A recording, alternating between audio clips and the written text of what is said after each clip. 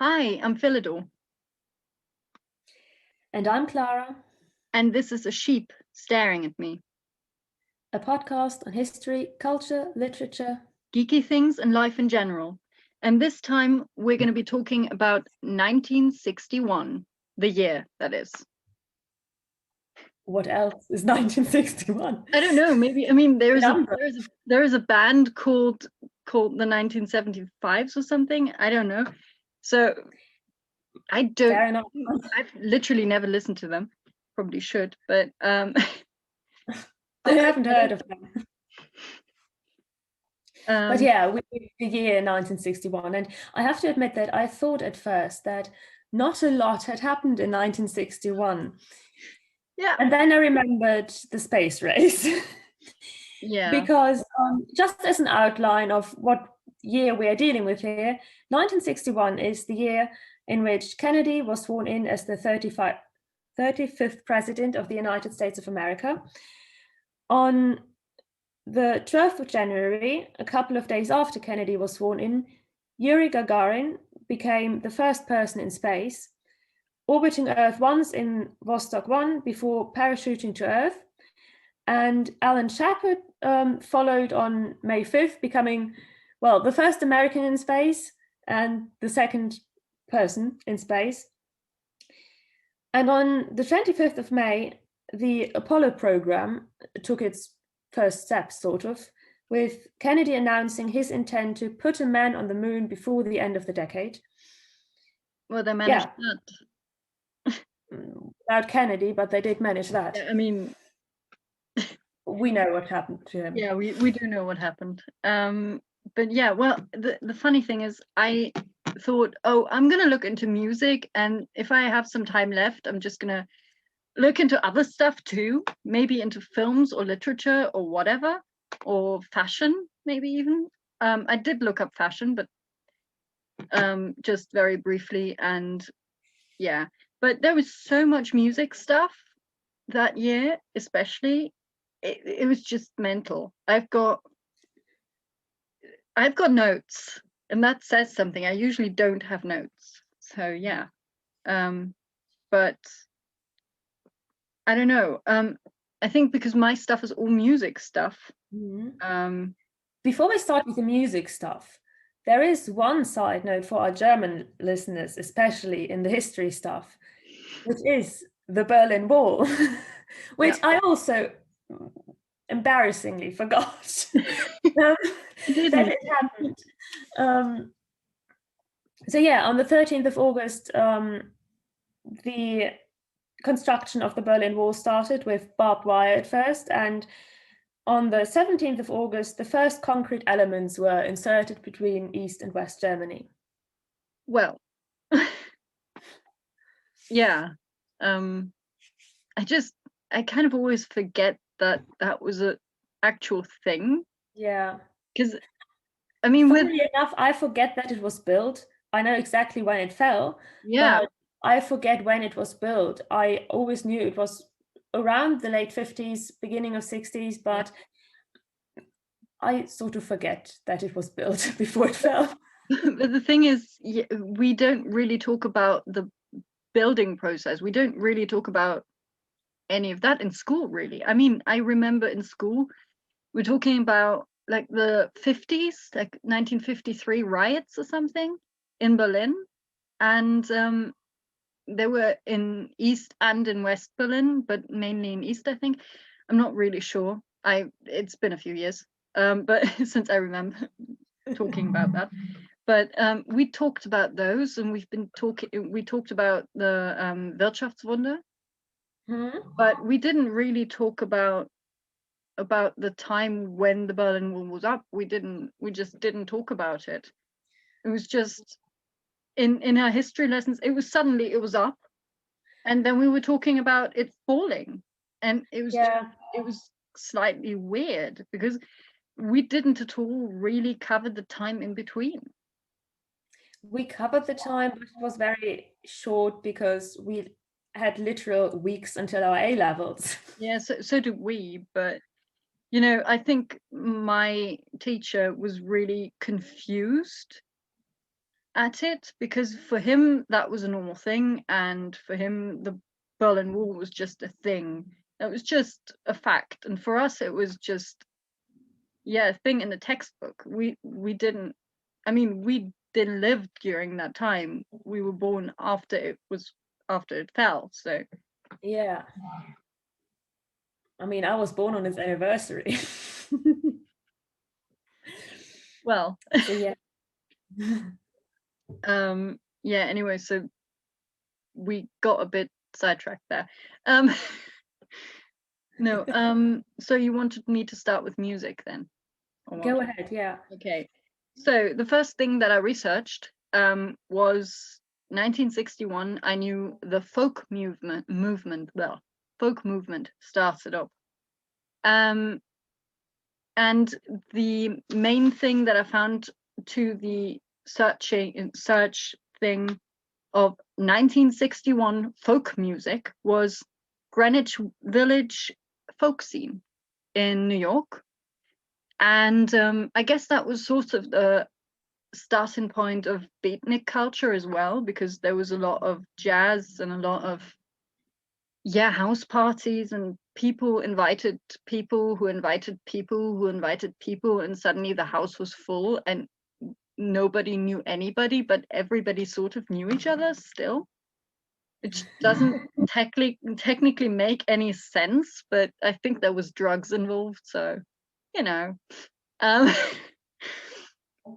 yeah, and that was a big deal.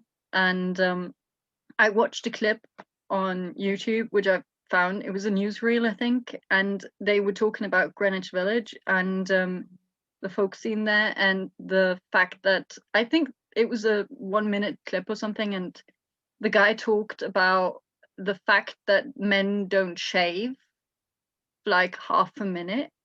And then he also commented that, yeah, and I don't know what the good thing about the beards is, but well, maybe they also get 1 or 2 more days out of a shirt. So basically it's just like, they have beards, they don't shave, they don't care, and also they don't wash. Great. Lovely. You're basically telling people, yeah, this is great, but also they don't wash. So I don't know. But yeah. And I kind of then got the idea to look at the charts. I mean, from the folk records, Joan Baez was like really high up, I think, but I'm not sure if then already. I have no idea, seriously. Neither have I. But yeah, then I kind of looked up, I don't know if it genuinely was the charts from Ireland, but I don't know why I looked up Irish charts. But yeah, so on the 14th of April 1961, number 1 on the charts was Wooden Heart by Elvis Presley. Number 2 was Are You Sure by the Allisons. And number 3 was Walk Right Back and Ebony Eyes from the Everly Brothers. So I thought I didn't know the second song, so Are You Sure? But turns out I do know the song. I just didn't know what it was called and by whom it was. So yeah. And then I kind of just looked into the top 50, and well, the honorable mentions by me basically are Yada from Johnny and the Hurricanes, on place 32 then. Then on place 39 was Till There Was You, sung by Peggy Lee. And I think somewhere else, 76 Trombones showed up as well. So the Music Man had just come out, I think. And so it was in the charts everywhere. And well, number 47 was Lindalou by Johnny Kidd and the Pirates. So I really like them. That's why I'm mentioning them. Yeah. And then I kind of just, for the fun of it, sort of looked up the charts or the number one singles in France, because I was like, they're probably different, because it was the 60s and then the music was different in different places, not like now. So number one was really, really funny, because from the 16th of January to the 24th of April, that's 14 weeks, Edith Piaf, Non, je ne regrette rien, was on number one in the charts.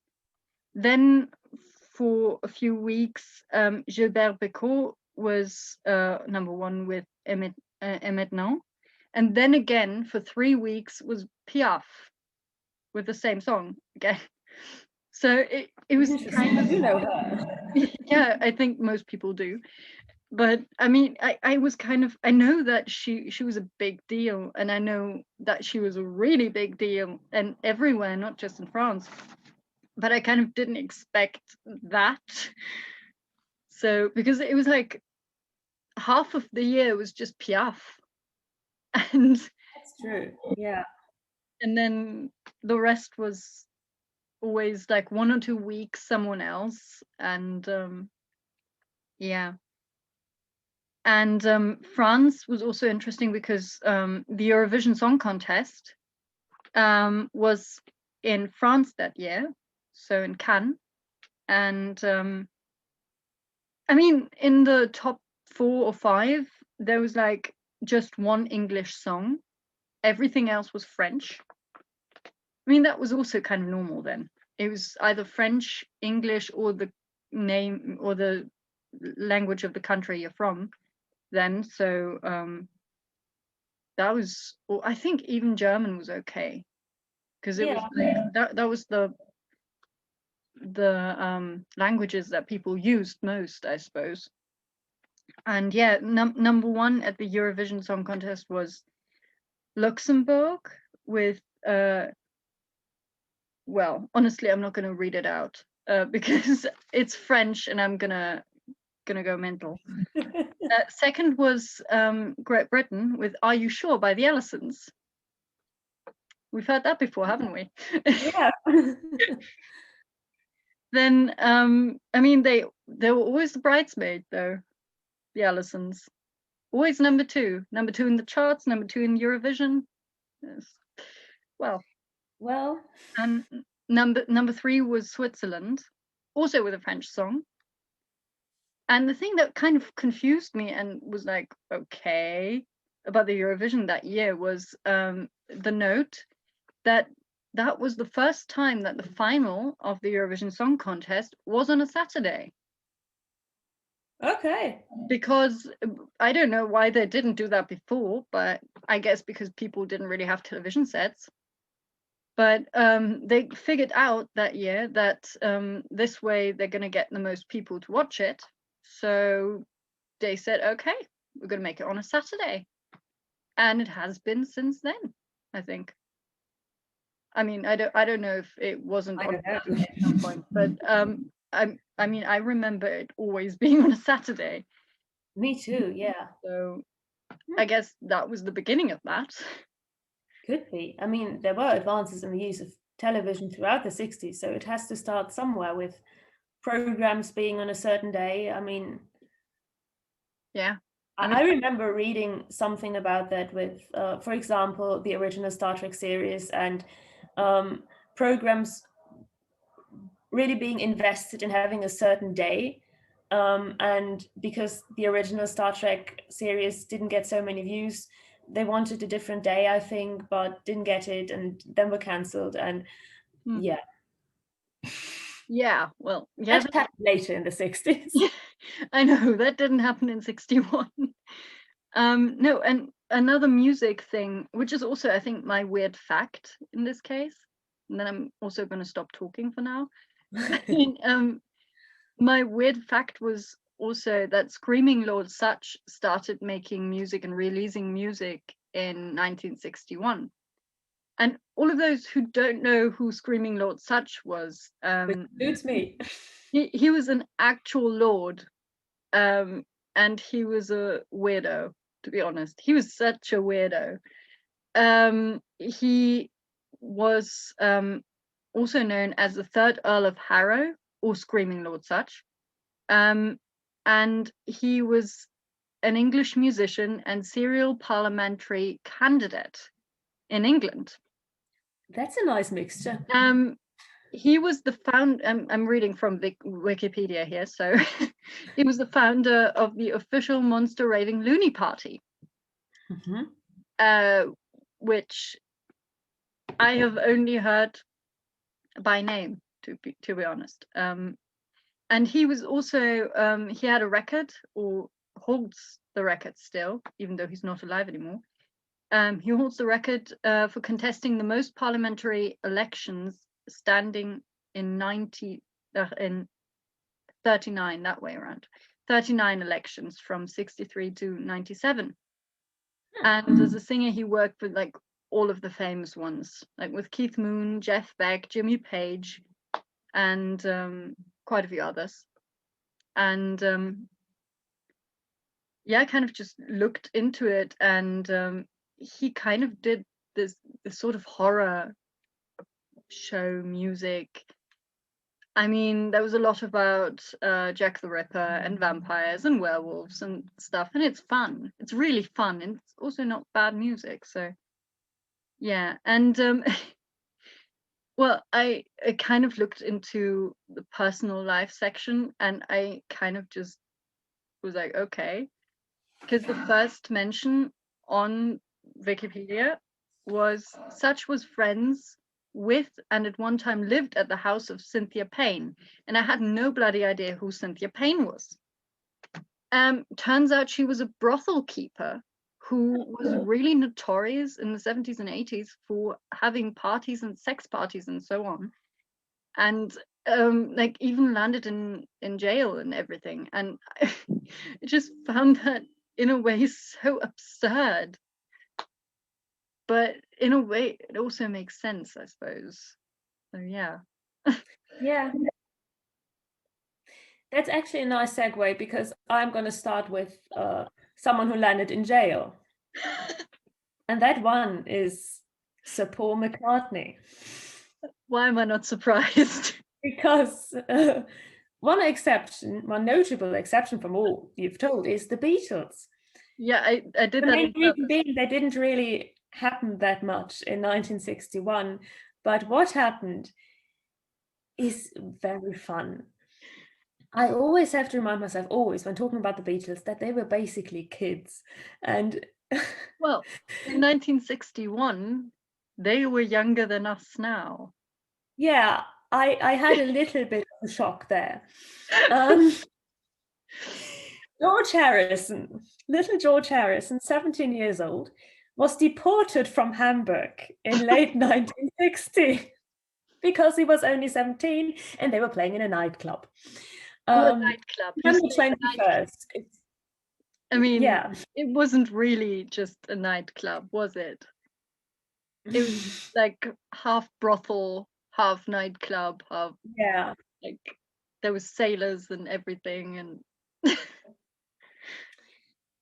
well, and he was the first of the Beatles to be deported from Hamburg. And if I had ever talked about that too much, I would have to apologize to John now, because I had always assumed he was the perpetrator in all of that. He wasn't.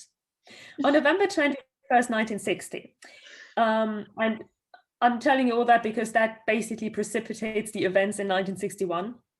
On November 21st, George Harrison was deported because he was underage.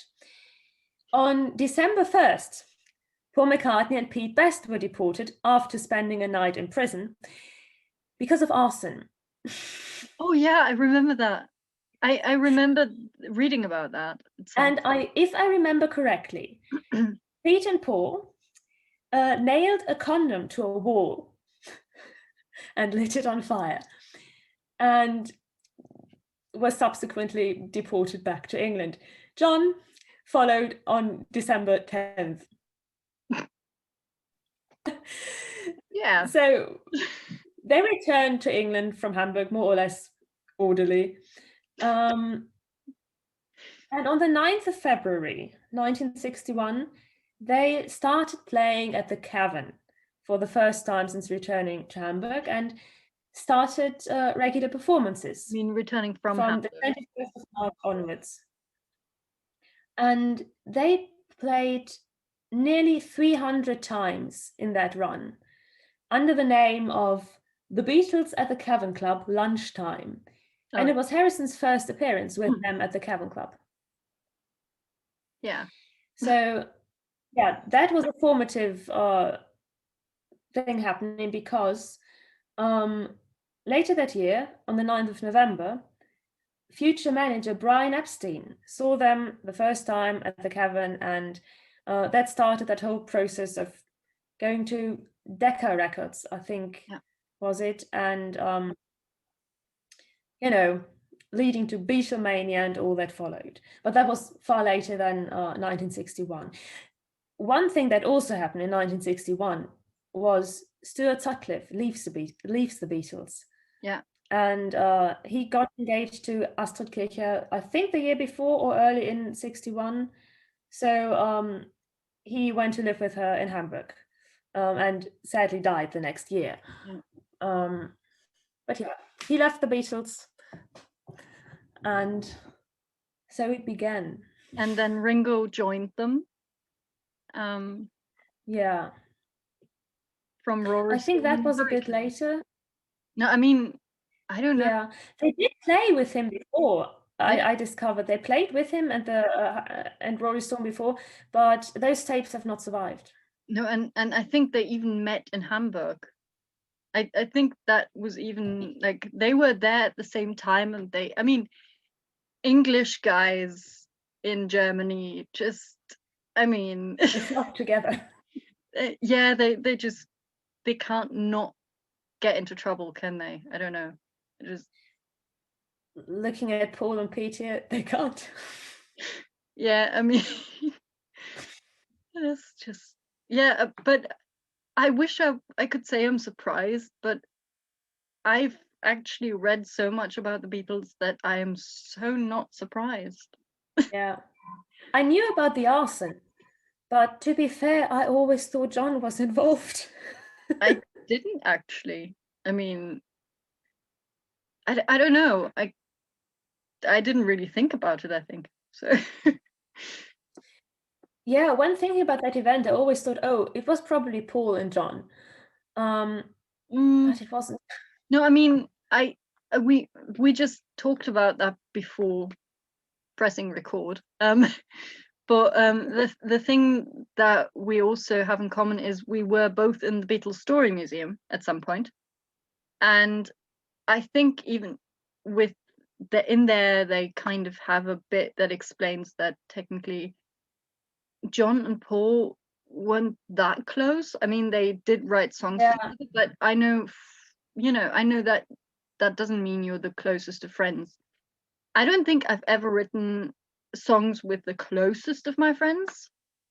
I mean, I think especially in the beginning, because Stuart was John's best friend at that time, and John didn't go to Stuart's funeral, which could lead people to think they weren't the best of friends, but honestly, what does it matter at that point? But I read about Yoko Ono saying at some point that John always talked about Stuart and held him in highest regards and talked about him in ways he never talked about Paul.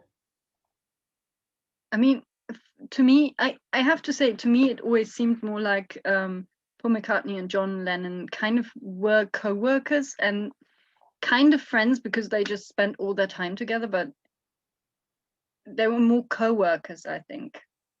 I mean, I don't know, but that's my impression. So, and we've been talking about the Beatles now for I don't know how long. Yeah, but as you were talking about condoms, I also read that in 61 the anti-baby pill got on the market as well. Oh, I did not know that. Late 61, but also in 61. So that also was like, I mean, if that hadn't happened, the 60s would have been very different. Especially the late 60s. Oh, yeah. Yeah, but I mean, that kind of brought a whole new possibility to women, to young women especially. I mean, I know that people still expect us to just bloody well get married and just stop trying to study or whatever. But I mean, it's not as bad as it was 10 years ago, and it's not as bad as it was like in the 60s. So yeah, if those things hadn't happened, I guess things would look different. they would. No, but yeah. Do you have any other weird facts or any other stuff? I have one very important invention. Next The to the Slurpee. anti-baby pill, you mean? Yeah, the Slurpee. How's that important?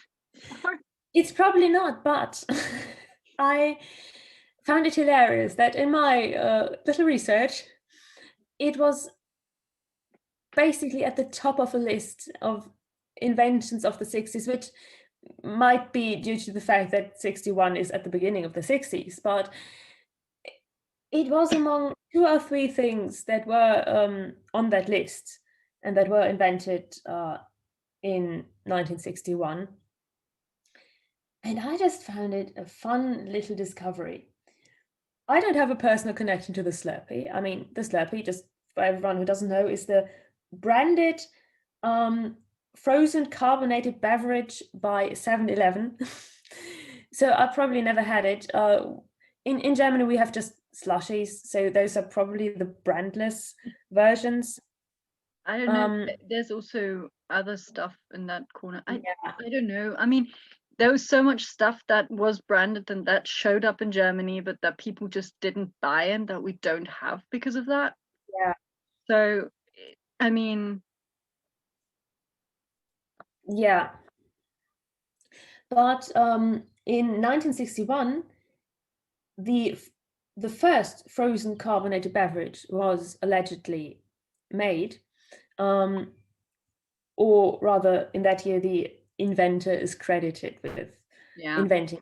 The inventor being Omar Nedlik, a veteran. He became the owner of a Dairy Queen in the late 50s, and they didn't have soda fountains there.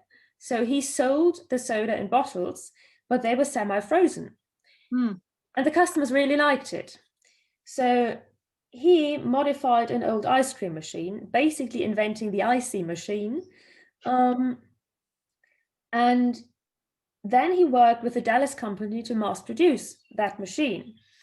So he basically invented the first frozen carbonated drink machine, and he is generally seen as the inventor of the frozen carbonated beverage because of that, soda experiment. Yeah, but of course, there are a lot of other brands that say ours existed earlier, but he was the one whose machine was then bought by 7-Eleven in 1965, and they branded the drink that came out of it. There are other drinks that were developed during the same time. For example, slush puppies, also an American variant. Not what it sounds like. It sounds bad. It sounds bad. I prefer the name Slurpee. But yeah, that was basically the start of those cinema drinks, or I know them just as cinema drinks. I don't know. Slurpees and slushy. I've never had them anywhere else. I don't really like frozen beverages that much. I'm not even the biggest fan of ice cream, so you know, I eat it, but I don't like it. But yeah, I just now, because I had a feeling we had forgotten something, especially because we mentioned Germany already and we mentioned the Berlin Wall. We did forget something quite significant because on the 11th of April, the Nazi war crimes trial begins. Oh yes. So that was like that was a big deal. Like a seriously big deal, because well, it took a while to not only find people and to gather evidence and to deal with Well, they're everything. still finding people. Hmm? Well, they're still finding people. Yeah, I mean, nah, not really that well anymore. I mean, they did 10 years ago, but I mean, then they're 80s and 90s now. So, I mean, more 90s really than 80s. Because if they were in their 80s, they'd have been kids. And yeah, And that's sad. yeah, that would just be really sad.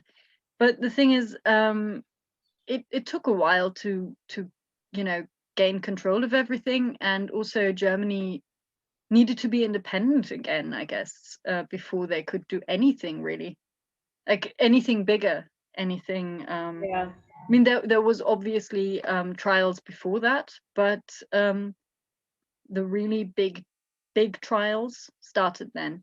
Also, something that I found out, also music related, was on the 6th of March, 1961, George Formby died, which is really kind of sad. Tell me about him. I don't know Anything him. about George Formby? I Oh, don't. My musical conscience begins with the Beatles. oh dear.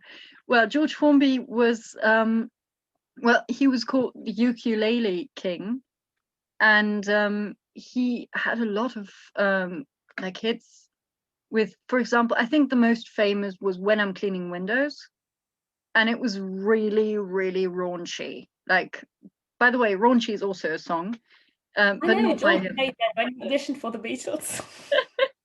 Yeah, no, but George Formby was like one of the biggest stars, I think, in the Second World War in Britain.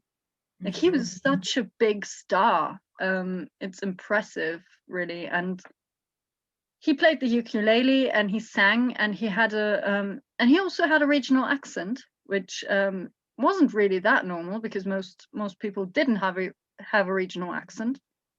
Um, and yeah, he was really like, the texts were really, really, really raunchy, and it was also, you know, but he also kind of he had a wife that was quite, well, strict. And if a makeup girl or whatever just as much as smiled at him, it would be like she would be fired, because Beryl was there and wasn't the biggest fan of that. So yeah, but he was like one of the biggest stars they had, and he was so normal. That's what I find interesting, because he was really normal, and he seemed really normal, at least. And he sang these cheeky songs, and was really famous. And then he died in 61, and I heard, I think on QI, my favorite show, by the way. um Anyway, I think on QI I heard about that George Formby is buried, and there's a really big gravestone and everything, and it says George Formby. It's a really big thing, and that's his father. And he just has a small plaque which says also George Formby Jr. And all the titles that he had, because he had a shitload of titles, and he was really, really famous. And The name means something to me. The name rings a bell. Did you by any chance do guitars? Hmm? Did you by any chance do guitars like Höfner, Rickenbacker? He played the ukulele, just So yeah. that, or rather banjolele. It's a variation. I can't play either. I've got a ukulele somewhere, but I can't play it. But yeah, but I mean, it's possible that something was named after him. Yeah. I don't know, but I was really kind of surprised. I didn't really think of I don't know. I knew that George Formby had to have died at some point, but I know people who were born in 1961. oh, okay. Barack Obama. Yeah, I saw that too. And oh, who's that guy who played that guy in Game of Thrones? Ian Grant. Which one? Which Yes. one? And Diana Spencer. Oh, yeah. I read more people, but I just remembered 3. Yeah. So, yeah, well. Yeah, but I don't know, 1961. I mean, what happened in 1961? I'm just thinking, but I think in 1961, my grandparents met. I'm not sure. Might have been 1960, but I think it might have also been 1961. I'm not sure. But I mean, I can't ask him anymore. In my family in 1961. My grandparents knew each other decades before that, so nothing much happened. Well, I don't know. I have a philosophy fact for you. Oh, yeah. I mean, I was surprised at finding something about philosophy. I mean, I was sure to find something about history, but didn't look too much into it, that being your subject, but feared that I wouldn't find anything for philosophy because philosophy has that reputation of being dead. Aristotle, Kant, they're all dead. I know there came people after that. I have to know that. Of course. I know you study that. But yes. I sometimes forget myself how recent some developments are. And that goes for practical inventions, you know, the Slurpee, or the anti-baby pill. But it also goes for thoughts, or rather giving those thoughts names. Rule utilitarianism is the thing I'm talking about. That only happened in 1961. Well, rather giving it its name, because in the late 50s and early 60s, more and more papers were published for and against act utilitarianism and rule utilitarianism. And well, what that is about is act utilitarianism is a form of ethic that says that an action is right if the action itself maximizes utility, if it's as useful as it can be. But what we know today as rule utilitarianism says that the same action is right if the rule that you follow while doing that action maximizes utility. And there were a lot of pamphlets published in the late 50s and early 60s for and against both of these thoughts. And what we now know under the name of rule utilitarianism emerged. Well, its foundations were laid as early as the 19th century with John Stuart Mill, but the name emerged at this point. And I didn't know that the name emerged so late. I didn't either. I mean, I wrote stuff on that in school. I'm not saying I understood a word of what you said, but I did write something about that and did pass that. But yeah. But yeah, I just looked something up as well because I knew there was something with Tolkien in 1961. I knew that was somehow connected. Yeah. I didn't know how, but I knew that it was because you said to me, your subject is history, and I was like, well, yeah, 1961 is history, so I didn't have to look into that, I suppose. But my subject is also literature, and English literature especially, and languages because I'm a geek. And yeah, and Tolkien is definitely important for both of those. So Tolkien was denied the Nobel Prize in 1961. Oh, I read that, I think. And he was nominated by his friend and fellow author C.S. Lewis. And Lord of the Rings was well,